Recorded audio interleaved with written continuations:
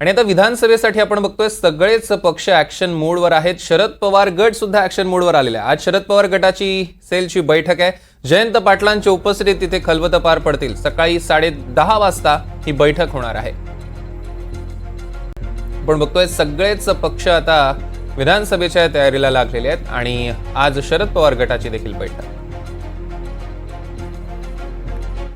दरम्यान महायुतीचं सरकार हे राज्यात फक्त 6 ते 8 महिनेच राहणार. शिंदे गट, भाजप आणि राष्ट्रवादीतनं अनेक नेते बाहेर पडणार असा दावा केलाय आदित्य ठाकरेंनी. नोव्हेंबरमध्ये आपल्याला महाविकास आघाडी सरकार बसवायचं आहे असं म्हणत आदित्य ठाकरे यांनी विधानसभेचं रणशिंग फुंकलेलं आहे.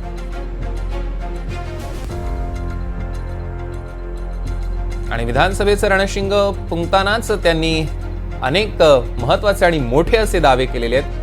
शिंदे गट, भाजप आणि राष्ट्रवादीतनं अनेक नेते बाहेर पडणार असल्याचं ते म्हणाले आणि सोबतच महायुतीचं सरकार राज्यात फक्त 6 ते 8 महिनेच राहणार असल्याचा दावा त्यांनी केलेला आहे.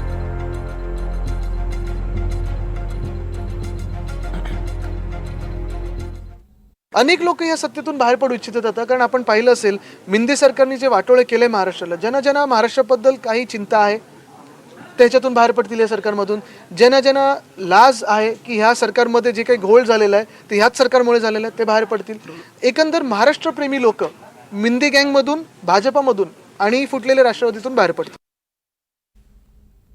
दरम्यान आपण बघतोय की येत्या 6 ते 8 महिन्यात हे सरकार फक्त टिकेल एवढंच म्हणताना अनेक गोष्टींमध्ये बदल होऊ शकतात असं कुठेतरी ते सूचित करतायत. कारण 6 ते 8 महिन्यात अनेक बडे नेते यातनं बाहेर पडू शकतात असं म्हणताय. आधी आपण चर्चा सुद्धा ऐकलेल्या होत्या की अनेक शिंदे गटाचे आमदार असतील हे ठाकरे गटाच्या संपर्कात आहेत किंवा पवार गटाच्या सुद्धा काही आमदार संपर्कात असल्याचं कळतं.